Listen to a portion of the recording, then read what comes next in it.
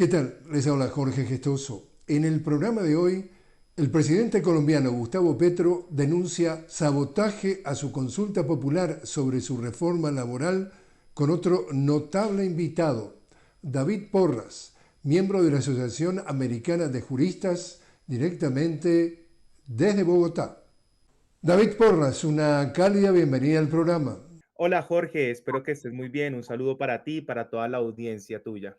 David, el presidente Gustavo Petro, a propósito de la acción del Senado de rechazar su propuesta de consulta popular para poner en manos del pueblo que tiene que ver con la reforma laboral, ha dicho en las últimas horas de que ha habido dinero, sugiere dinero para comprar el voto de los senadores que se opusieron precisamente a esa propuesta. ¿Cuál es tu lectura? Que Jorge, no solamente hubo dinero, sino también presiones internacionales. Recordemos que el presidente Gustavo Petro justamente ha hablado de un complot por parte de algunos congresistas norteamericanos en contra de su gobierno. Y no es casualidad que el presidente del Senado, Efraín Cepeda, se haya reunido en los últimos días con justamente personas de la bancada republicana, estas personas justamente de ascendencia cubana que son bastante reaccionarios en contra de todo lo que tiene que ver con nuestra América.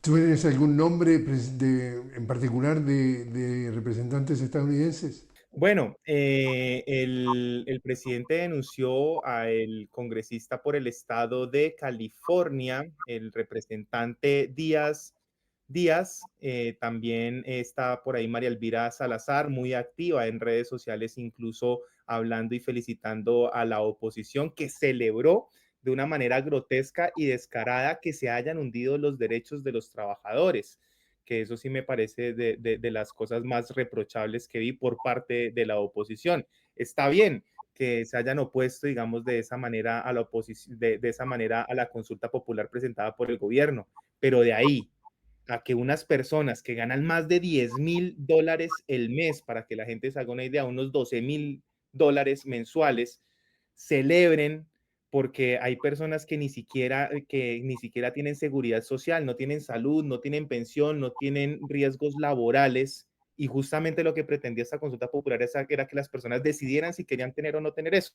Y que estos congresistas que llaman, se ganan $12,000 al mes estén celebrando como lo estaban haciendo y que una persona como María Elvira también celebre este tipo de triunfos y más bien de derrotas en contra del pueblo colombiano, pues me parece la verdad de las cosas más lamentables que vi con respecto a este suceso. Para analizar un poco también, David, como lo puedes leer tú, hay consenso entre algunos analistas en que la realidad latinoamericana sucede, en la realidad latinoamérica sucede que los líderes progresistas a través del voto popular llegan al gobierno, pero nunca llegan al poder porque el poder sigue en las manos de la oligarquía. Y un ejemplo clarísimo, aparte del que se denuncia que podría ser el caso de Colombia, fue el caso de Pedro en el Perú. Estamos hablando de que definitivamente a Pedro Castillo lo sacaron el fujimorismo del Congreso con un golpe express desde que empezó a sacudir los cimientos. Y acá la pregunta entonces es, en realidad el presidente Gustavo Petro llegó al gobierno, pero no llega al poder. Así es, y te quiero mostrar, digamos, es cómo las personas que son responsables hoy de la precariedad laboral son los mismos que hundieron esta consulta popular e inicialmente hundieron la reforma. Tenemos que situarnos primero en la década del 90, cuando se aprueba la Constitución de 1991, una constitución en donde impera un Estado social de derecho. Es una constitución que le da órdenes al Congreso de la República para, por ejemplo, reglamentar todo lo que tiene que ver en materia laboral y adecuarlo justamente a esos nuevos tiempos y a estos nuevos momentos donde justamente se goza de unos estados de bienestar muchísimo más fuertes. Posterior a que se aprueba esa constitución, donde éramos mayoría, donde el movimiento del presidente Gustavo Petro era mayoría, el movimiento Alianza Democrática M19, pues uno diría, bueno, pusimos la constitución, se pusieron los poderes. Sin embargo, ahí vemos cómo en el gobierno de Gaviria, que es ese mismo de la Constitución, inmediatamente se comenzó a utilizar el Congreso de la República para contrarreformar la misma Constitución. Entonces, ejemplo de eso, tenemos la Ley 100, que es la que regula todo el tema de salud principalmente y de seguridad social. Adivina quién era el ponente de esa ley cuando era senador de la República. Álvaro Uribe Vélez, quien 10 años después, cuando llega al poder en el 2002, mete otro paquete de contrarreformas modificando y revirtiendo todo lo que se había logrado en la Constitución de 1991. Entonces, ahí comenzamos con eso. Llega al gobierno el presidente Gustavo Petro, cuya propuesta eminentemente democrática, él mismo lo ha dicho, es que mi plan de gobierno ni siquiera es de izquierda, simplemente es un plan de gobierno amplio, democrático, que lo único que busca es que se cumpla la Constitución del 91.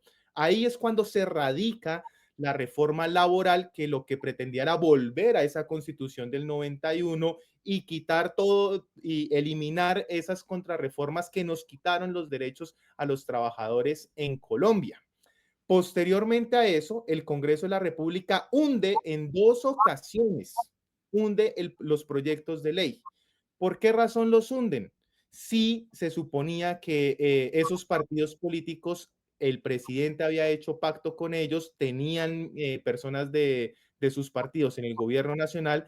¿Por qué razón entonces hunden? Porque son personas que rinden y que tienen, digamos, una lealtad hacia unos intereses muchísimos más elevados de las grandes agremiaciones y de los grandes industriales en nuestro país.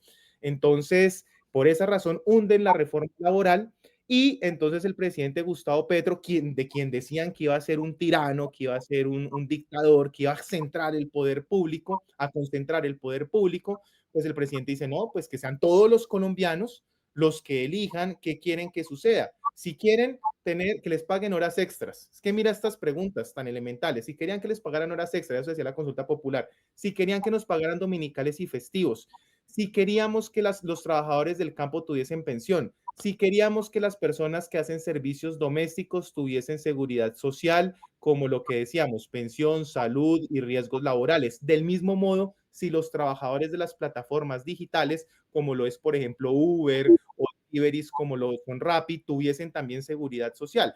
Esas eran las preguntas. Si los estudiantes del SENA, que el SENA es una universidad popular, para que la gente de la América Latina me entienda, es una universidad técnica popular que creó Gustavo Rojas Pinilla.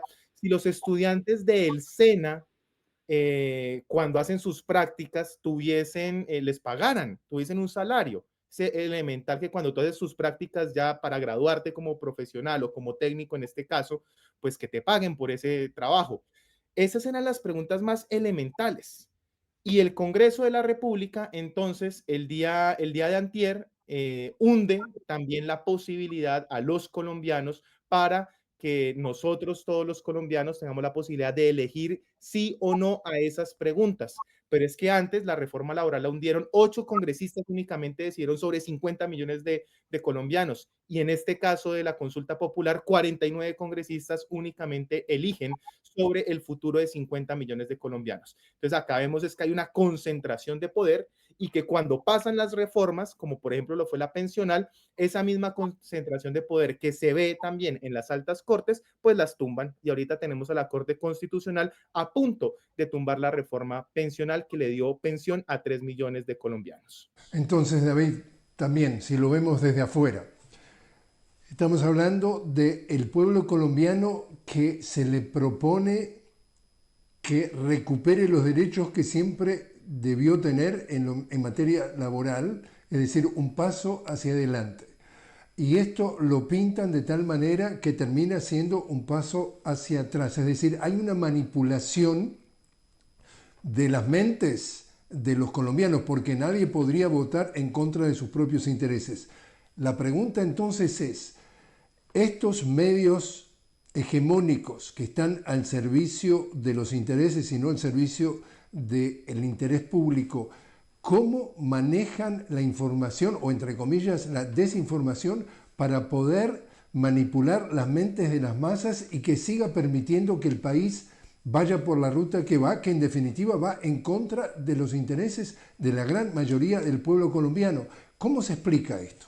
Fíjate, vemos que pasó lo mismo, exactamente pasó lo mismo en 1991, cuando aprueban la ley 100 y también en el 2002, cuando empiezan a revertir, ¿no es cierto?, a contrarreformar la Constitución para quitarnos los derechos laborales, dijeron exactamente lo mismo que están diciendo ahora, que si las empresas gastan menos dinero en su nómina, en sus trabajadores, entonces van a tener más dinero supuestamente, no para comprar autos de lujo, no para comprar mansiones, no para gastárselo en viajes, en lujos, en cosas suntuosas, no, no, para nada de eso, porque los empresarios no hacen empresas para ganar plata, según los medios de comunicación acá en Colombia, sino lo hacen es de una manera filantrópica. Entonces los medios dicen que si se ahorran ese dinero, los empresarios no van a gastárselo en lujos, sino lo van a gastar en reinvertir en sus empresas para generar más empleo,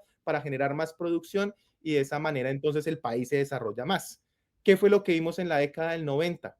Después del inicio de la precarización laboral, de la apertura económica, del neoliberalismo de César Gaviria. Vimos es que el desempleo aumentó, todo lo contrario a lo que dijeron los medios de comunicación. Sin embargo, hoy siguen hablando y siguen diciendo la misma tesis que es completamente equivocada, porque ahí tendríamos que ver la economía de una manera muy sencilla y muy simple, que es simplemente la teoría cíclica de la economía, muy defendida por incluso norteamericanos como Henry Ford, en donde claramente, si tú aumentas los salarios, esas personas, si les das mayores garantías laborales a esas personas van a tener más poder adquisitivo para comprar más. Si compran más, las empresas tienen que producir más. Si las empresas producen más, tienen que contratar más mano de obra. Si se contrata más mano de obra, pues se aumenta también la producción y así se empieza a mover la economía y a aumentar, digamos, el crecimiento económico. Prueba de ello hemos visto, por ejemplo, en países como Alemania, donde cuando han hecho reformas en favor de la clase trabajadora, aumenta justamente el crecimiento económico. Sin embargo, lo que tú dices es muy correcto y es que tenemos acá unos medios de comunicación que sus propietarios, porque es que a mí no me gusta mucho, digamos, hablar de cuando Caracol miente o cuando Revista Semana miente o cuando El Espectador miente, porque no son ellos los que mienten realmente. Esos medios de comunicación son simples instrumentos, al igual que los periodistas o más bien comunicadores que trabajan para estos. Quienes están mintiendo realmente es Luis Carlos Sarmiento Angulo. Quien está mintiendo es el grupo Ardila Lule, quienes están mintiendo es el grupo Santo Domingo, quienes están mintiendo es el grupo Gilinski, quienes están mintiendo son el grupo antioqueño. Esas son los 5 grandes industriales del país en cuyas manos está el 90% de los medios de comunicación de Colombia. Y esas son las personas que le dicen a sus medios de comunicación y plantean las líneas editoriales y le dicen a sus empleados cómo es que tienen que informar con respecto a la consulta popular y decir que si se aprueba va a haber un desempleo grandísimo porque las empresas van a tener que despedir empleados y no hablan, digamos, de lo que realmente sucede en países del mundo donde justamente se dan mejores garantías laborales y más derechos laborales a los trabajadores, en donde vemos que el crecimiento económico aumenta. Entonces, esa es la realidad de lo que pasa acá.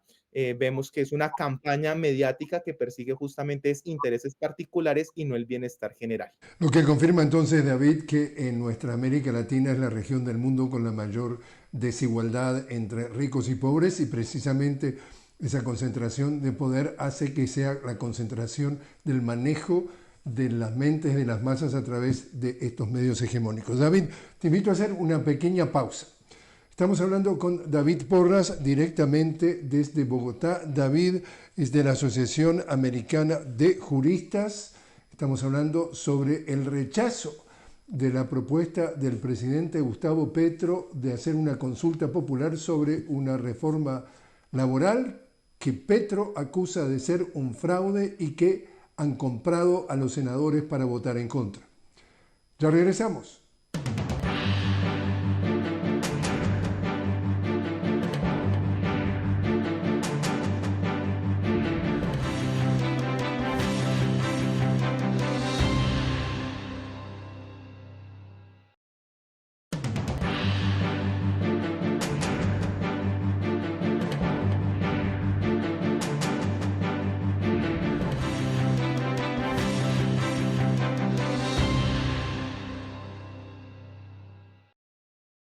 Continuamos hablando con David Porras directamente desde Bogotá. David, miembro de la Asociación Americana de Juristas. Estamos hablando sobre el reciente rechazo por parte del Senado de la propuesta de consulta popular sobre la reforma laboral que hizo el presidente Gustavo Petro. Si vemos esto desde el punto de vista geopolítico, David, aquí durante varias décadas de gobiernos de derecha o ultraderecha, depende cómo tú quieras calificar lo de Álvaro Uribe y Iván Duque, etcétera, etcétera, había consenso en calificar que Colombia había sido o era la playa de desembarco de Estados Unidos, entre otras cosas, no necesariamente Estados Unidos en sí mismo, pero a través de esa filosofía ideológica, lanzar desde Colombia ataques para sabotear, para derrocar al gobierno de Venezuela del presidente Nicolás Maduro, y de pronto llega este gobierno progresista de Gustavo Petro y de alguna forma por lo menos se frena esa vía de playa de desembarco.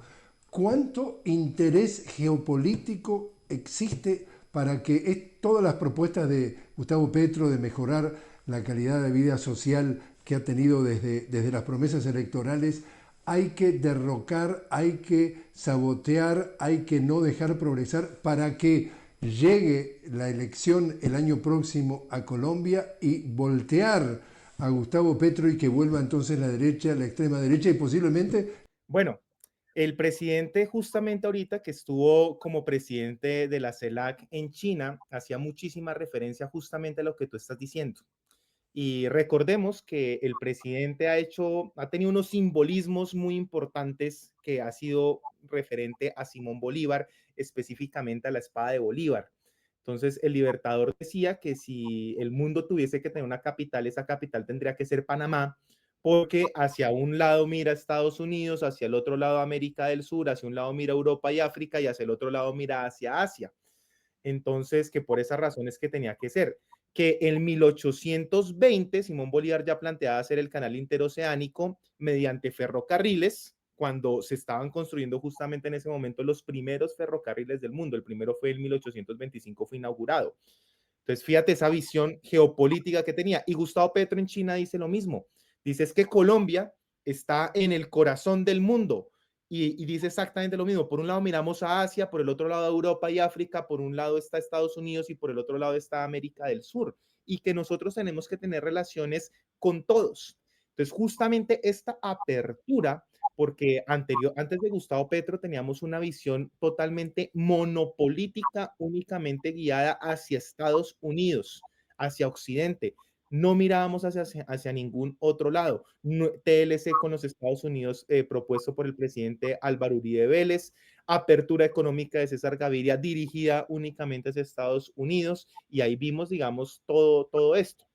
Y Petro ahorita está planteando es una apertura. Entonces, lo que yo te decía inicialmente, de que realmente hay unos intereses muy fuertes por ejemplo, por el congresista Díaz Balart de California, si no estoy mal, también por María Elvira Salazar, y todas esas personas que se han reunido con el presidente del Senado, Efraín Cepeda, se han reunido con candidatos ya presidenciales, como lo es, por ejemplo, la exdirectora de revista Semana, Vicky Dávila. Imagínate la directora de un medio de comunicación, periodista supuestamente, ahorita siendo candidata presidencial. Esa es la imparcialidad que nosotros tenemos acá en los medios de comunicación. Y varios congresistas, como por ejemplo la senadora María Fernanda Cabal, el senador también Miguel Uribe Turbay, el ex senador y expresidente de la República Álvaro Uribe Vélez, reunidos con estos personajes completamente reaccionarios. Entonces, claramente hay unos intereses ahí en contra del presidente Gustavo Petro, quien últimamente ha recibido también ataques por parte de su ex canciller Álvaro Leiva, perteneciente también a estos grupos económicos y de poder, quien también se sabe que se ha reunido con todas estas personas precisamente en febrero de este año, se reunió con ellos, y después de esas reuniones llegó acá a hablar en contra del presidente Gustavo Petro. Sacó una carta acusando al presidente de drogadicción justamente cuando sale la consulta popular. ese mismo día saca la carta. Saca la segunda carta justamente cuando al día siguiente que el presidente ya radica la consulta en el Congreso. Y también después de que el presidente del Senado sacó también una carta en contra de la consulta popular. Entonces ahí vemos cómo está todo está cuadrado desde algunos congresistas de Estados Unidos. Mucho cuidado con esto. El presidente Petro dice que no tiene indicios todavía que impliquen directamente al Departamento de Estado del gobierno de la administración Trump, pese a que Marco Rubio pues es quien dirige a todos esos congresistas republicanos. Sin embargo, pues el presidente todavía guarda prudencia diciendo no acusa directamente al Departamento de Estado porque el presidente justamente dice que nosotros podemos tener relaciones con Estados Unidos siempre y cuando estas sean de tú a tú con China, siempre y cuando estas sean de tú a tú, la misma posición que tiene en este momento también Luis Ignacio Lula da Silva. Entonces, esas posiciones soberanistas, pues justamente son las que el presidente no quiere arriesgar, digamos, poniendo, digamos, en dificultades las relaciones bilaterales con Estados Unidos, que todavía sigue siendo el principal socio comercial de Colombia. Bueno, justamente en días recientes, la cumbre entonces China-CELAC, CELAC, la Comunidad de Naciones Latinoamericanas y Caribeñas, el presidente Petro es el presidente pro tempore de CELAC y desde precisamente Beijing, dentro de las declaraciones que hizo, dijo lo que nos interesaría como grupo, como CELAC, es mantener cumbres con diferentes regiones del mundo. Dice, ya la tuvimos, y nosotros personalmente tuvimos allí, la cumbre CELAC Unión Europea, ahora CELAC y China. Yo quiero proponer, dice Petro, la cumbre CELAC Estados Unidos porque queremos ser protagonistas con todas las regiones del mundo. ¿Te parece que eso puede, a nivel de aceptación, de alguna forma progresar? Claro que sí, y justamente es que es una doctrina absolutamente bolivariana. Y fíjate que también el presidente Nicolás Maduro respondió a eso y dijo, claro que sí, estoy de acuerdo, pongámonos de acuerdo entonces cómo vamos a avanzar para nuevamente consolidar el sueño de Colombia. Porque recordemos que Miranda, desde esa época, Estados Unidos se robó nuestro gentilicio, ahora los americanos son ellos, a todos nosotros nos pusieron en un subcontinente, América Latina, ¿no es cierto? O el Caribe, cosa que no pasa en otras latitudes. No hablamos de Europa Latina, pese a que existe, sino simplemente europeos. Pero bueno, ellos nos nombraron el gentilicio. Desde ese momento en que nos roban el gentilicio de americanos, Francisco de Miranda plantea a Colombia, que Colombia venía desde México, no el México actual desde Río Bravo, sino también el que incluía pues a la mitad del territorio norteamericano hasta la Patagonia. Ese era el proyecto de Colombia, que ahorita somos nosotros quienes tenemos ese nombre y no el de Nueva Granada como era, pero el sueño de Colombia era ese, grandísimo. Por eso Simón Bolívar dice, y en esta frase yo creo que te resumo lo que el planteamiento del presidente Gustavo Petro, él dice, la unidad de nuestros pueblos no es simple quimera o sueño de los hombres, sino inexorable decreto del destino. Unámonos y seremos invencibles.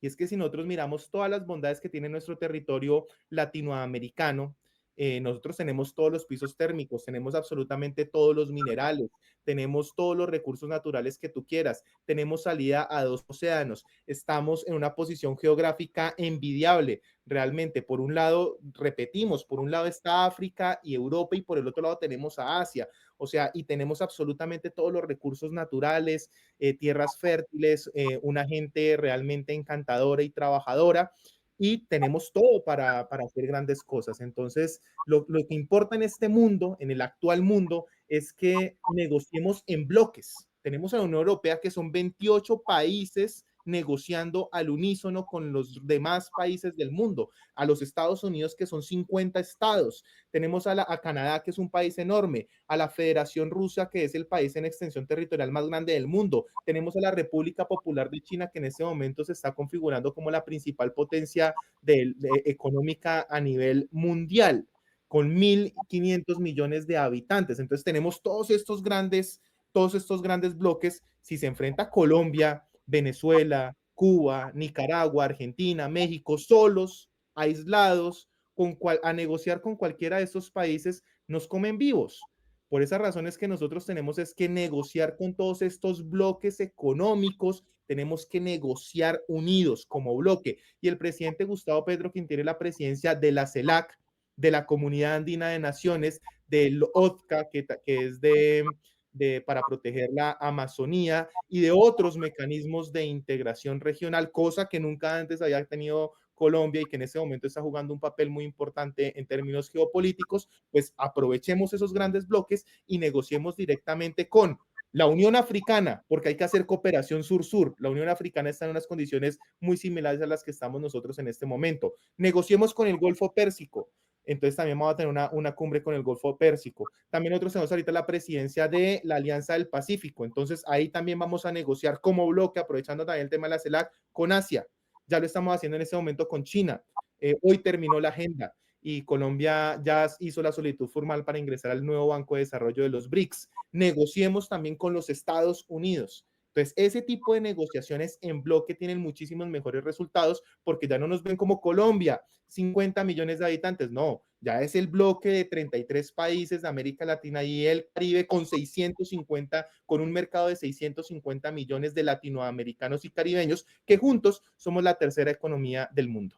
David Porras, muchísimas gracias por estar con nosotros. Muchísimas gracias a ti, Jorge, de verdad, muchas gracias por este programa y a toda la audiencia tuya.